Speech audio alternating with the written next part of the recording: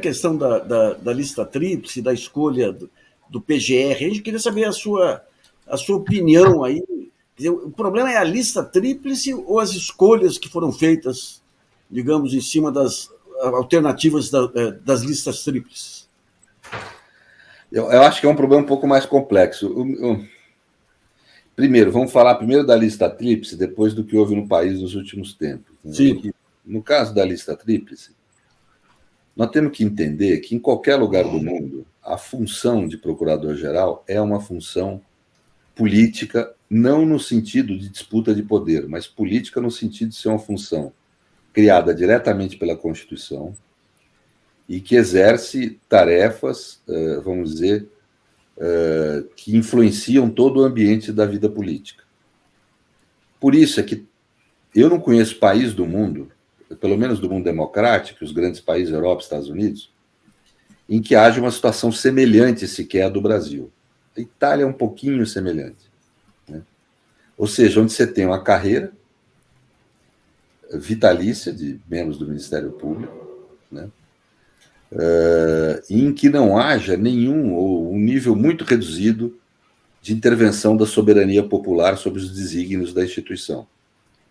O único mecanismo que há de intervenção da soberania popular sobre os desígnios da instituição é a nomeação de procurador-geral. É um imenso erro usar de lista tríplice ou de qualquer outro comportamento corporativo que limite a escolha do presidente. E eu falava já que era erro antes de dar esse problema todo, lá atrás, né?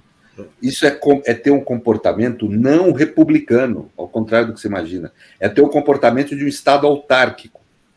Você entregar a uma carreira, né, ou seja, a um estamento, você entregar a gestão permanente e vitalícia de uma atividade política de Estado. Isso não tem sentido, né? Quer dizer, tanto que você não vê nenhum país desenvolvido com algo semelhante a isso.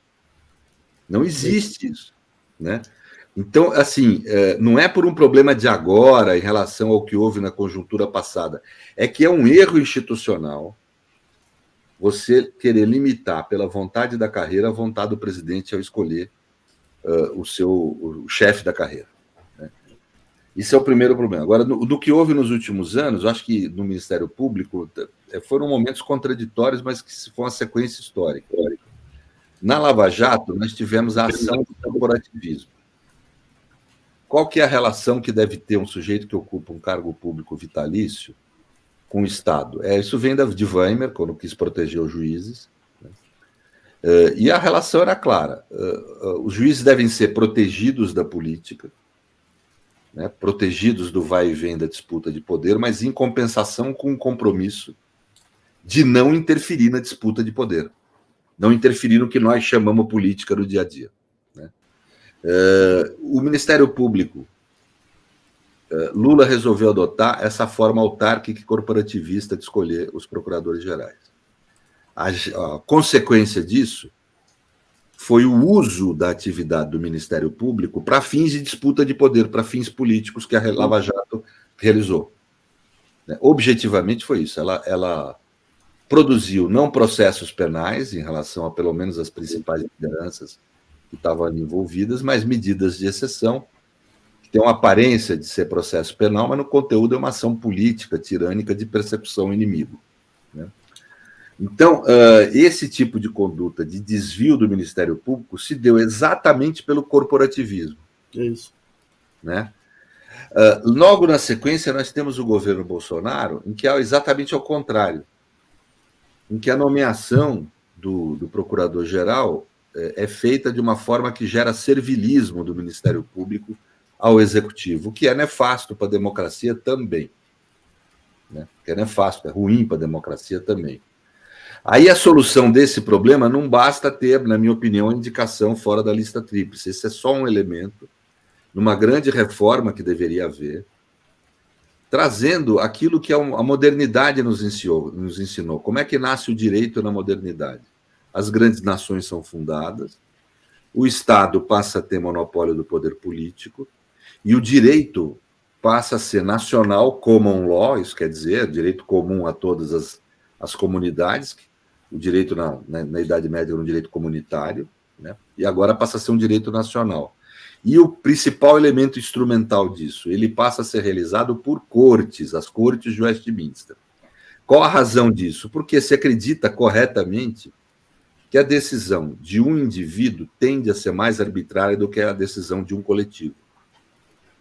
Então, a decisão de processar o presidente da República não pode ter por decisão final a decisão de um homem só. Tem que poder ser submetida a um colegiado, a um coletivo, que é quem deve definir de forma terminativa se o presidente da República pode ou não ser processado, se o ministro deve ou não ser processado, etc. Então, precisaríamos ter essa reforma no Ministério Público, vamos dizer assim.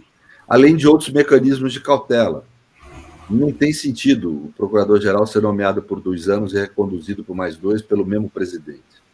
Ele tem que ser nomeado por 4 anos e ser reconduzido por outro presidente. Não ter. Né? E segundo, não tem sentido um cara que foi procurador-geral da República poder ser candidato a cargos, ou candidato não existe isso, mas poder ser nomeado a cargos no Supremo, no STJ, etc. Porque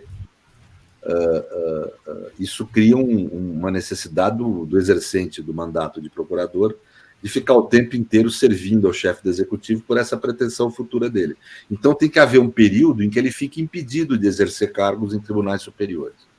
Ou seja, é esse conjunto de pequenas medidas que eu acho que melhoraria a situação institucional. Hoje isso é difícil debater e difícil aplicar, mas hoje é possível, pelo menos o primeiro elemento disso ser aplicado, que é não escolher o PGR por lista tríplice.